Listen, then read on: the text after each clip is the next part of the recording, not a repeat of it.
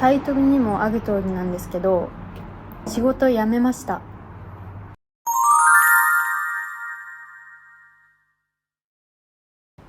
今回の動画なんですけど、ステイ先のベランダで撮ってるんですね。で、すぐ真横が結構交通量の多い道路なんで、車の音とかがめちゃくちゃ入ってて、ノイズキャンセリングをねやってみたんですけど、そしたら自分の声がなんか加工した犯罪者の声みたいな感じになっちゃって、すごい気持ち悪い声になったので、ノイズキャンセリングやめて素の状態で音声流してるんですね。なので車の音とか入っちゃって聞き取りづらい部分があるかもなんですけど、そこだけご了承ください。前に一人になりたいっていうね、自分が内向人間すぎて、もうなんか仕事とか遊びとかで毎日人に会ってるのがもうきついみたいな、そういう語り動画を出したと思うんですけど、あの動画撮った時がちょうど新しい仕事始めた時、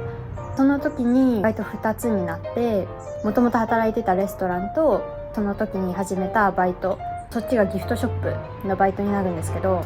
その2個になって、でそっからずっと2個掛け持ちでやってたんですね、バイト。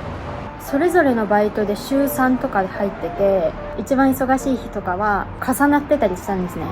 朝10時から昼の3時までギフトショップで働いて、レストランの方に移動して、で夕方5時から夜の10時までレストランで働くっていう、拘束時間12時間で労働時間8時間以上みたいな生活を送ってたんですよ。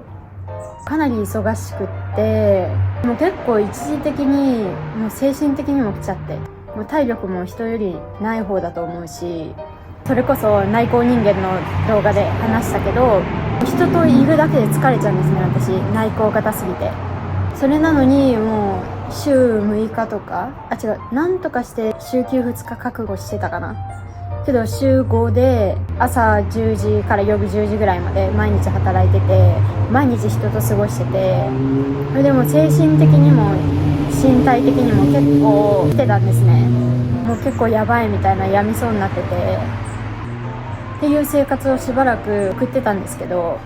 そしたらある日、そのギフトショップに出勤した時に、ギフトショップのマネージャーに You look so tired みたいな、めっちゃ疲れてるように見えるよ、あなた働きすぎって言われて、こっちのバイトともう一個レストランとで掛け持ちしてるんでしょって、なんでそんなにいっぱい働いてるのって言われて、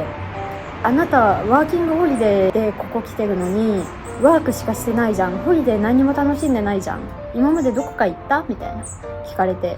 で確かに私今まで全然どこにも、ちょっとね友達とご飯食べに行ったりとかしてたけど、そんななんかすごいカナダ観光したりとかは全くできてなかったんですね。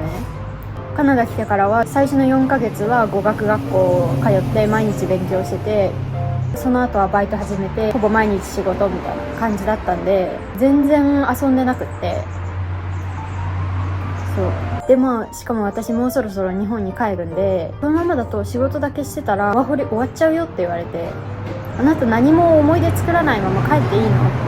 て、マネージャーの方がすごい白熱してて、本当にもったいないよ、 I don't understand why you work so hard とか言われて、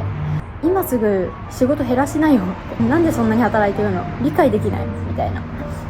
結構ね主張強めというか圧強めのマネージャーなんですけど、いい人なんですよね、すごい。で私のためを思ってもうすっごいパーって話してくれてそれを聞いて、確かにちょっと目が覚めてね、ワーホリできてるのに本当に仕事しかしてないって。でしかもなんで私がそこにずっと気づけないまま過ごしてきてたかっていうと、周りも結構みんなね仕事ばっかりしてるんですよ。例えばレストランの同僚とか見ても、他の子もワーホリで来てるか、それかこっちに留学しに来てるみたいな、あと現地のねカナダ人の学生とかもいるんですけど、外から来てるバイトの子たちはみんな週6とかで働いてるんですよ。だいたいレストランで働いてる子は他の職場もレストランだったりするんですけど、レストラン2個掛け持ちとかして週6とか、やばい時なんかもう休みなしで週7で働いてる子とかもいるんですね。周りがなんかそういう子たちばっかりだったんで、なんか感覚が麻痺してたっていうか、それが普通って思ってたんですね。だから私が週休2日どうしても欲しいからなんとかしてね週5で抑えてるっていうのですら、結構私楽してる方だなと思ってたんですよ、ワーホリ勢の中では。でもそのギフトショップのねマネージャーに言われてハッとさせられて、カナダに私はお金を稼ぎに来たんじゃなくて、私がねワーホリしようって思った理由なんですけど、今まで日本でしかね東京生まれ東京育ちで全然外の世界を知らずに生きてきてるんで、海外に行っていろいろなんか探検していろんな人と出会っていろんな文化に触れて、もっと外の世界のことを知りたいなっていうだし、自分の人生経験をもっといろいろ増やしたいなっていうのが理由でワーホリ来たんですよ。けどよくよく考えてみたらもうほんと仕事しかしてなくって、職場でね出会った人たちっていうそこのつながりはできたんですけど、あとずっと英語を使ってね毎日働いてるんで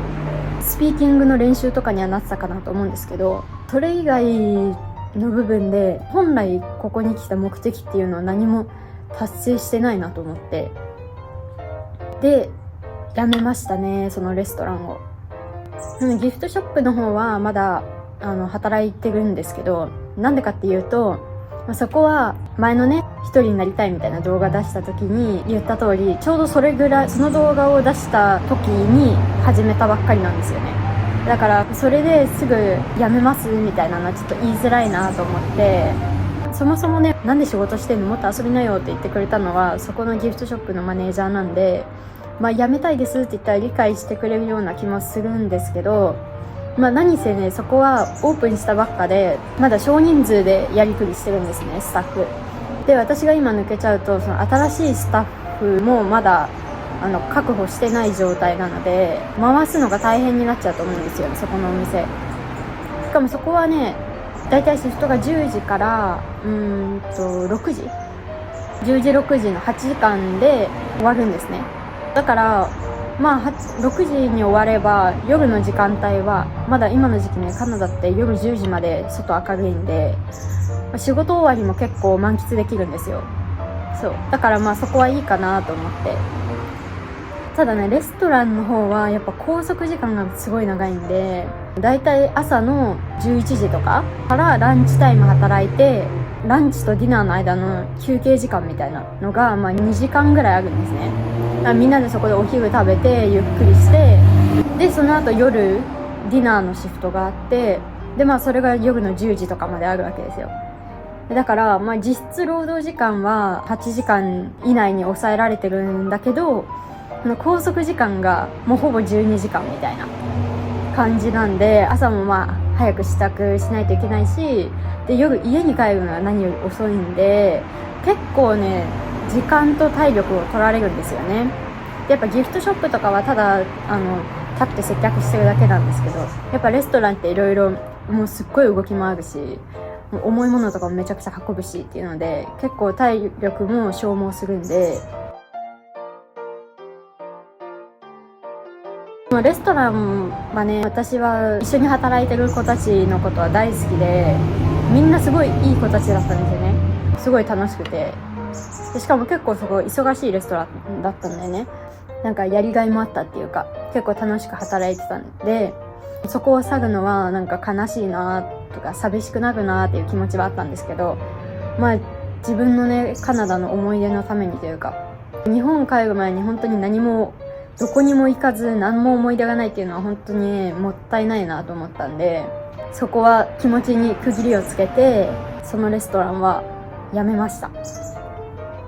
それが先週とかかな、先週とかでそこを辞めて自己報告なんですけど、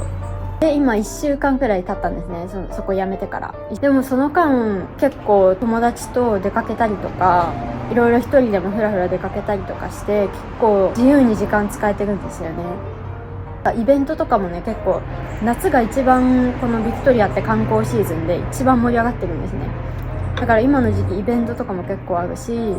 そういうの行ったりとか、結構ね充実して楽しく過ごしてるんですよね。だからそうレストラン辞める時はめちゃくちゃ寂しいなと思ったけど、その選択は間違ってなかったなっていうか、そうだからね、ワーホリをこれから検討してる方とか、もしくは今ワーホリしてる最中だよっていう方がこの動画見てくれてたらお伝えしたいんですけど、本当ね、仕事楽しんでるんだったら全然仕事いっぱいしていいと思うんですけど、私生活でちゃんと思い出を作るっていうのも忘れないようにした方がいいなって私は思いましたね。そう仕事すごい頑張ってるとあっという間に時間過ぎるじゃないですか。あっという間に1週間2週間1ヶ月ってどんどん過ぎていくんで、なんとかしてレジャータイム作る努力しないと、気づいたらね、何にもやってないまんまもう1年とか経っちゃうんで、今ワーホリ2年できるようになったんかな、わかんないけど、1年とか2年とかあっという間なんですよ。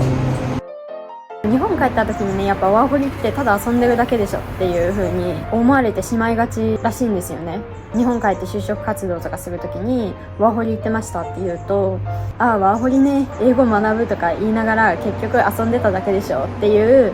印象を抱かれることがね、どうやら多いらしいんですよね。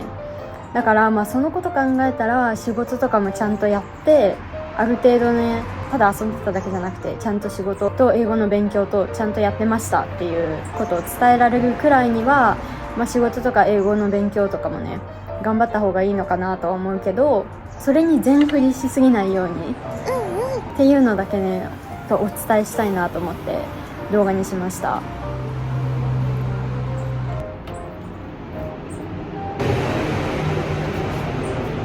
そうなのでね、あと1ヶ月くらいで日本に帰る予定なんで、これまでの間にいろいろ友達との予定もすでにいくつか入ってるし、あと旅行にもね、もう1週間ぐらいで10日ぐらいになるのかなぐらいでカナダをねぐるっと旅行もしようかなと思ってるんで、ちょっと遅くなっちゃうかもしれないんですけど、その様子も後々ね動画に上げれたらなって思ってますんで、ぜひ楽しみにしてもらえたら嬉しいです。てなわけでね、もうずっと喋ってると一向にこれが食べ終わりそうにないので、そろそろ締めたいと思うんですけど、私カナダでワーホリをねしてたんで、これからワーホリ始めようと思ってる方とか、今ワーホリしてるんだけどなんか悩みがあるとか、ワーホリに関してね悩みとか質問があったら、ぜひコメント欄に書いておいてください。時間ある時にね返信しようと思います。